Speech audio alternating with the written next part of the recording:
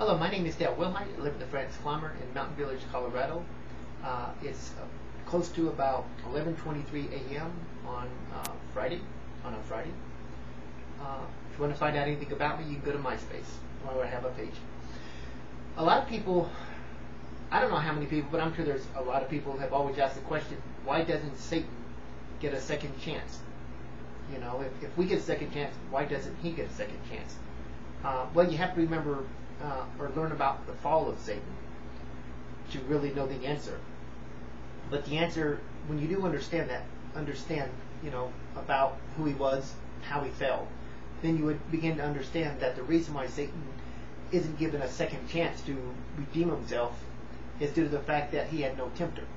When he rebelled against God in the heavens, you know, there was no one to tempt him. A lot of people say it was pride that made him fall. Yeah, pride was it.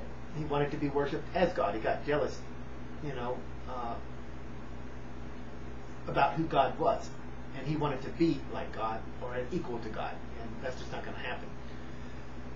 It kind of makes you wonder sometimes how God let that happen, because we all know that God is all-knowing. He knows there is no beginning and ending, and you know, with him. And when he created Satan, of course he had to have known that Satan would one day rebel. He had to know all the things that have happened upon this earth, the fall of Adam and Eve in the Garden of Eden, all the sins, all the wars, everything was going to happen one day. And remember, he knew this throughout all eternity. And did he know Satan was going to fall? Yeah, just like he knew Judas was going to betray Jesus Christ. It was all known. But it's part of God's mystery. We don't understand how he allowed these things to happen, knowing ahead of time they're going to happen. I mean, it's kind of like, you know, it's not a mystery to him, obviously. Nothing is. Nothing's a surprise to him. That's why you can't fool God. You're not going to pass anything on him. You're not going to trick him in any way. You're not going to come up with a new revelations that surprises him. He's all-knowing. Everything. There's nothing exists without him. So it boggles the mind. When he created Satan, well, he knew he would one day rebel. Just like he knows before we're even created if we're going to be saved or not. But unfortunately, we're still held accountable for our sins. Again, it's just a mystery that nobody knows. But the answer simply is that Satan had no tempter. That's why he's not given a second chance. That's the only answer that we humans could probably come up with. It's just like it says in Revelations that there will be a new heaven and a new earth. It says that in Isaiah as well. As the exiled John of Patmos says in Revelations, I saw a new heaven and a new earth. And Isaiah says it. I think Isaiah says the same thing.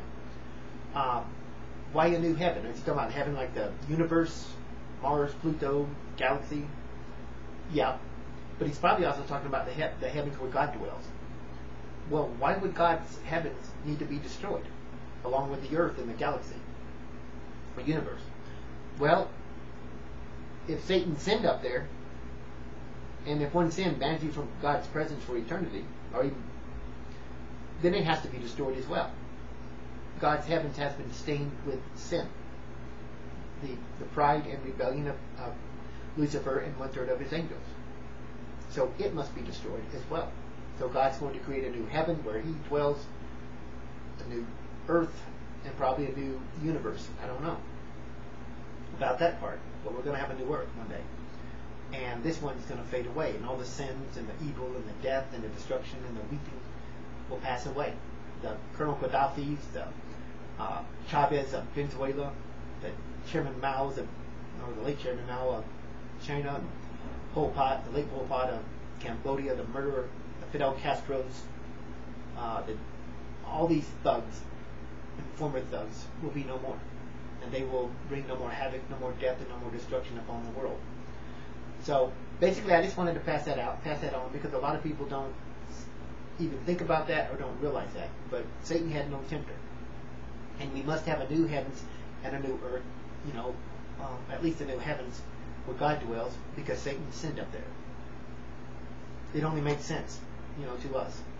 Anyway, all my life people have said things about this, talked about this, and asked these kind of questions from time to time, and many of them have never thought of it. And I just thought it's just something I would throw in there because it's something I learned at a much younger age and found to be very interesting. It was quite an interesting thing. Anyway, thank you for your time, and hope you have a good day.